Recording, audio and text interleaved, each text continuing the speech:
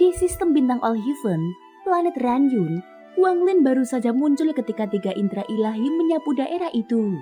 2 di antaranya mundur dengan hati-hati, sementara 1 lagi menyisir planet dengan kasar sebelum akhirnya pergi. Wang Lin yang bersembunyi merasakan aura mereka dan menyimpulkan ada 1 ascendant tingkat menengah dan 2 tingkat awal. Aneh baginya, karena planet sekaya energi ini hanya memiliki 3 kultivator ascendant. Dia segera menyembunyikan auranya hingga hanya tampak seperti kultivator formasi inti, lalu memutuskan bersembunyi di planet ini. Meski begitu, dia sadar bahwa sebelum cukup kuat, dia tidak boleh gegabah menuju planet Dongling. Setelah itu dia mengubah penampilan menggunakan kekuatan penjaga langit, lalu melanjutkan perjalanan. Wang Lin tiba di sebuah kota megah, kota keluarga San. Setelah membayar batu roh, dia mendapat token tempat tinggal untuk kultivator asing. Di bagian utara kota, dia menemukan area gua kultivasi. Seorang pemuda penjaga yang malas memberitahu bahwa kamar atas berharga 1000 batu roh, sedangkan yang bawah 100. Wang Lin memilih yang bawah. Pemuda itu meremehkannya, menganggap dia hanya kultivator biasa yang mengandalkan pil. Wang Lin masuk ke rumah kelima. Rumahnya sederhana, tapi penuh energi spiritual. Dia memperkuat batasannya hingga 10 kali lipat, lalu duduk bersila menyerap energi. Namun dia tahu energi spiritual biasa tak akan meningkatkan kultivasinya lagi. Pada saat ini giok surgawi miliknya hampir habis. Hanya tersisa 5 tetes cairan surgawi. 4 sudah dia gunakan dan 1 sisanya harus disimpan untuk keadaan darurat. Maka, yang terpenting sekarang adalah mencari cukup giok surgawi untuk kultivasi sehari-hari. Saat malam tiba, dia menyalakan lilin di dalam rumah. Asap lilin terserap oleh manik biru di langit-langit hingga memancarkan cahaya lembut dan aroma cendana yang menenangkan sekaligus mempercepat kultivasi. Wang Lin kagum pada rancangan cerdik itu, namun menahan diri untuk tidak mencurinya. Ia sadar giok surgawi dalam jumlah besar hanya dimiliki keluarga besar, dan mencuri berarti dia harus meninggalkan planet ini. Akhirnya dia menepuk tas penyimpanannya, mengeluarkan material, lalu memurnikannya dengan jiwa asal. 3 benda terbentuk, pedang terbang, cermin perunggu, dan jepit rambut.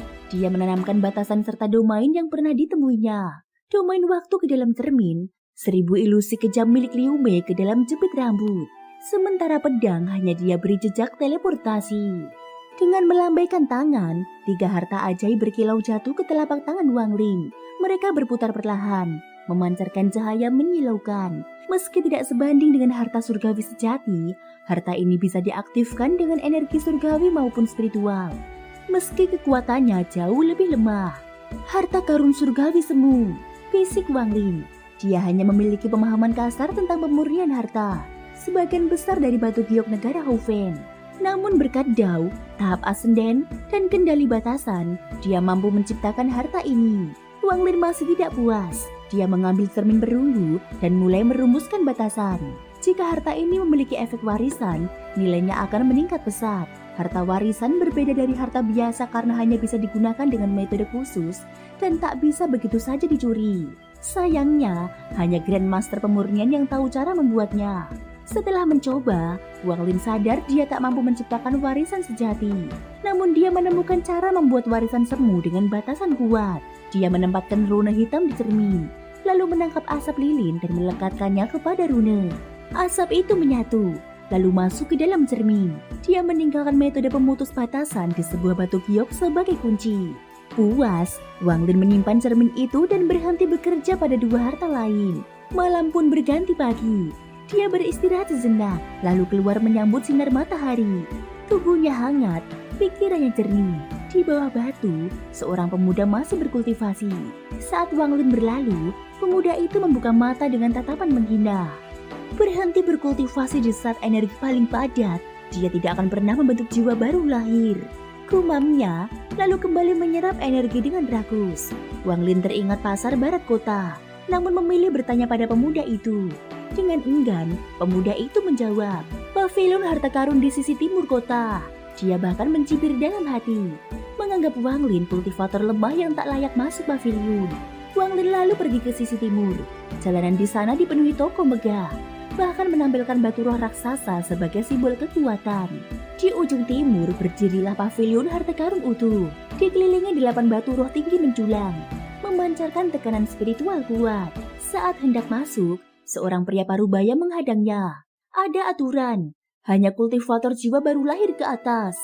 Harus punya 100.000 batu roh dan tidak boleh keluar tanpa transaksi. Wang Lin mengernyit, dia memang tidak menyimpan banyak batu roh.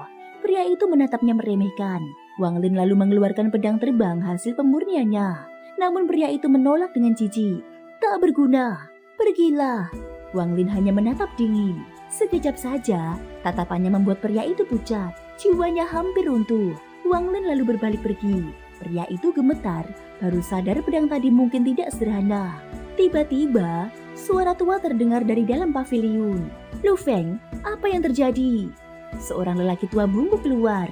Wajahnya penuh keriput, sorot matanya redup. Dia bertanya dengan tenang. Harta karun apa yang kau maksud? Pria parubaya itu menjelaskan dengan hormat bahwa pedang terbang milik Wang Lin tampak biasa saja, tidak memenuhi standar paviliun harta karun. Dia tidak berani bersikap kasar sebab lelaki tua yang muncul, meski kini hanya di tahap awal pembentukan jiwa, dahulu pernah berada di tengah transformasi jiwa dan berstatus tinggi di paviliun. Lelaki tua itu menatap sosok Wang Lin yang menghilang. Sempat ragu seakan mengenalnya, namun akhirnya menggeleng dan kembali ke dalam.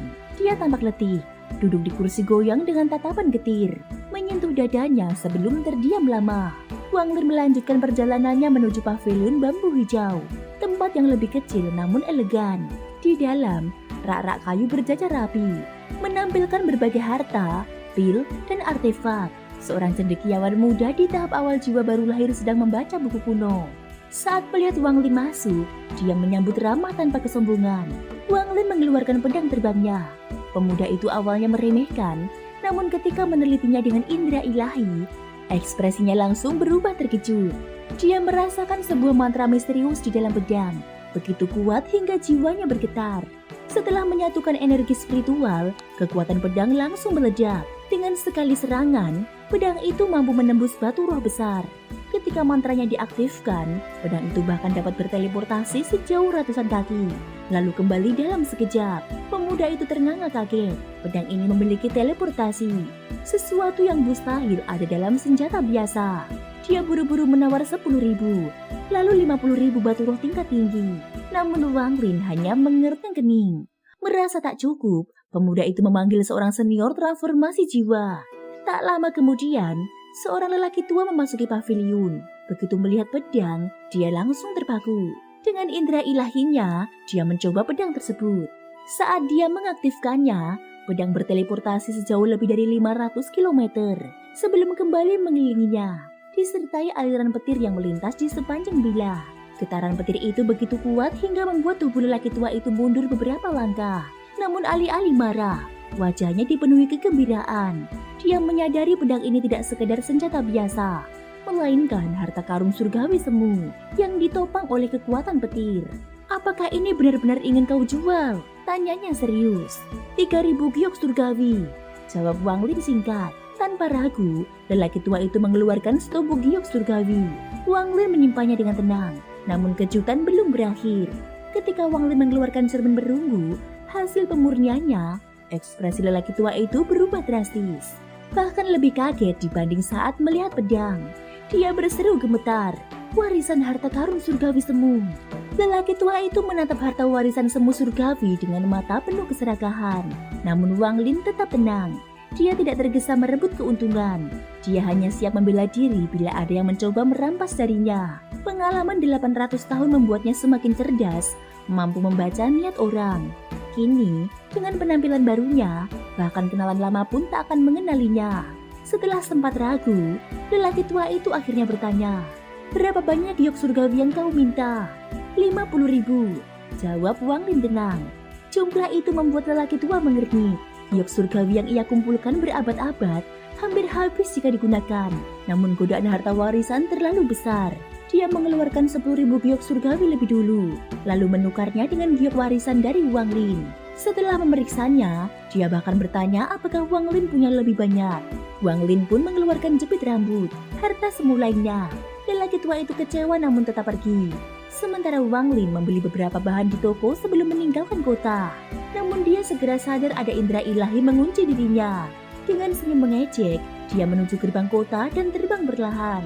Tak lama, kabut tebal muncul dan berubah menjadi tangan raksasa yang mencoba meraihnya. Wang Lin menepiskan dengan sekali gerakan, menghancurkan kabut sekaligus melukai pria parubaya yang bersembunyi di dalamnya. Pria itu ternyata hanya tahap pertengahan Nansen Soul. Jelas bukan tandingan Wang Lin. Panik, dia kabur ke kota, berlari ke rumah keluarga San dengan kondisi sekarat. Sambil berteriak minta tolong, tubuhnya roboh. Seorang pria berjubah putih bergegas menolongnya. Dan segera keluarga San keluar bersiap menghadapi musuh.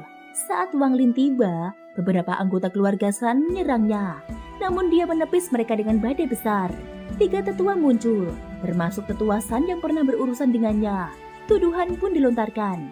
Tapi Wang Lin hanya menunjuk pada pria parubaya yang pingsan, menyindir bahwa orang itulah yang mencegatnya setelah keluar dari toko. 2 tetua lain tampak curiga. Mereka menduga Sanlah yang serakah, mengutus bawahan untuk merebut harta. Namun, mereka tetap berpihak kepada keluarganya.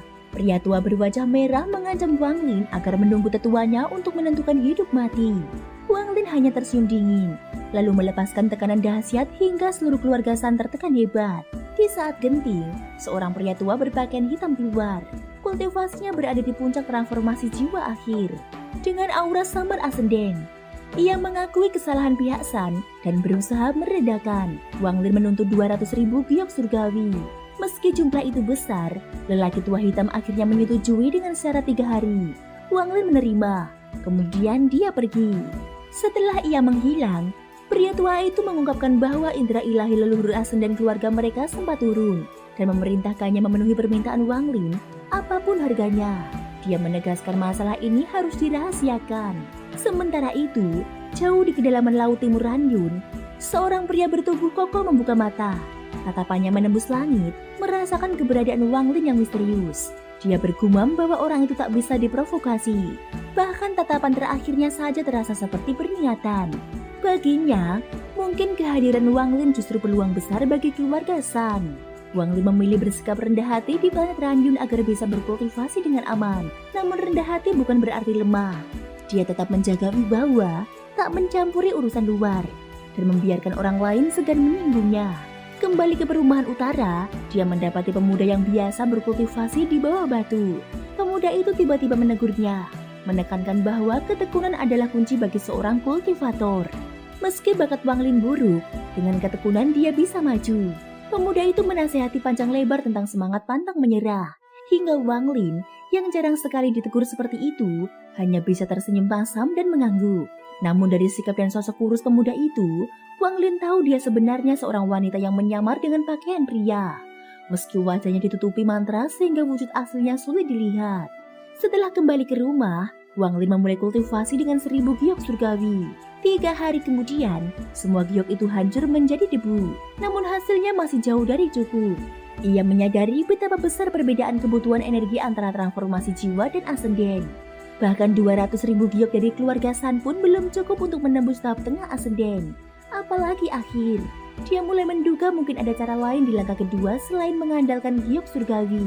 Saat merenung, lelaki tua berpakaian hitam dari keluarga San datang membawa 200.000 giok sesuai janji. Wang Lin menerimanya tanpa memeriksa.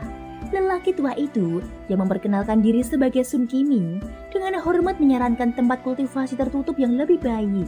Namun Wang Lin menolaknya. Sebelum pergi, Sun Qiming menyebut akan ada lelang keluarga Ran 7 hari lagi, dengan pil dewa palsu peringkat 8 sebagai barang utama. Tatapan dingin Wang Lin membuatnya ketakutan.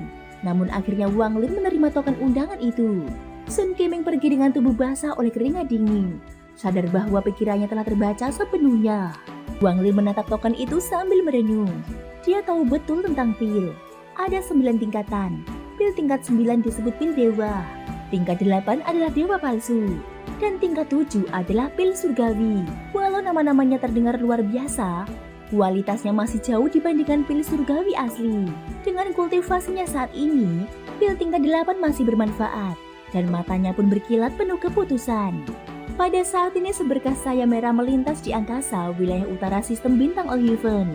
Dari dalamnya terdengar suara seorang lelaki tua, penuh nostalgia dan wibawa. Dia berbicara kepada muridnya, seorang wanita bernama Liu Ming.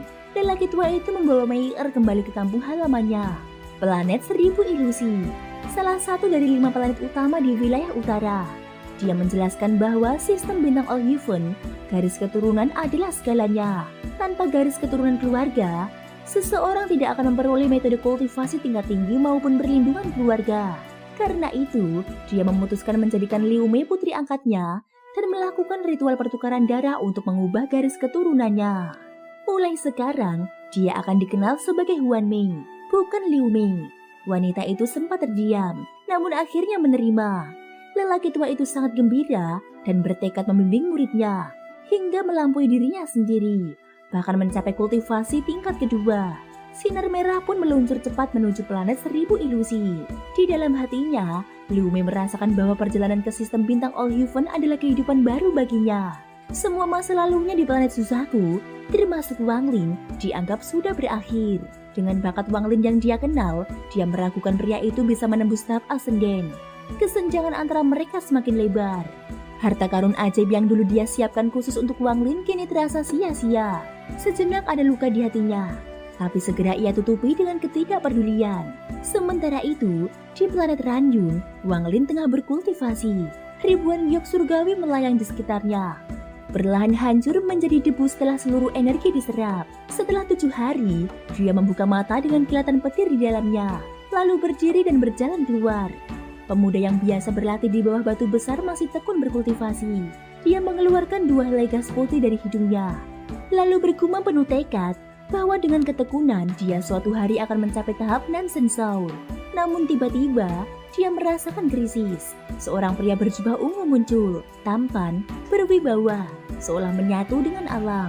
Aura yang memancar darinya membuat pemuda itu merasa gentar. Pria itu menunggu di depan formasi perumahan. Ketika Wang Lin keluar, ia segera maju. Meski aura bertarungnya ditekan, pemuda di bawah batu yang ternyata bernama Sun Ling langsung mencoba melindungi Wang Lin. Dia bahkan mengeluarkan batu giok pengirim pesan, bersikeras bahwa selama Wang Lin berada di dalam area perumahan, dia bertanggung jawab melindunginya. Namun, Wang Lin hanya tersenyum tipis. Dengan tenang dia berkata, "Kamu bukan tandingannya."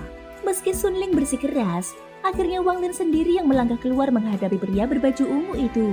Kabut biru muncul, menutupi penglihatan Sun Ling. Di dalam kabut, Wang Lin berjalan mendekat. Setiap langkahnya menekan jiwa pria itu seperti guntur yang menggelegar. Semakin dekat, tekanan itu semakin menumpuk, hingga membuat wajah pria berbaju ungu memucat. Ketika Wang Lin melangkah terakhir dengan aura penuh ledakan, pria itu terpaksa mundur. Dengan tergesa, dia berkata, "Rekan kultivator, saya tidak berniat jahat." Namun Wang Lin hanya menatap dingin, melewatinya tanpa bicara. Pria itu akhirnya memperkenalkan diri sebagai Sun Xi, leluhur keluarga San sekaligus salah satu dari 3 kultivator ascenden di planet Ranyun. Ia mengakui bahwa dirinya tidak bisa menilai kedalaman kultivasi Wang Lin. Aura membunuh yang menyelimuti Wang Lin bukanlah sesuatu yang bisa dipalsukan, melainkan hanya mungkin dimiliki oleh seseorang yang sudah berkali-kali membunuh musuh selevel. Sun Xi yang biasanya arogan pun hanya bisa menahan rasa gentar dalam hati. Thank you guys sudah mendengarkan ceritaku di episode kali ini sampai akhir. Ikutin terus kelanjutan episode berikutnya ya. Terima kasih buat kalian semua yang udah subscribe, like, dan komennya. Semoga hari kalian menyenangkan. Sampai jumpa dan bye-bye.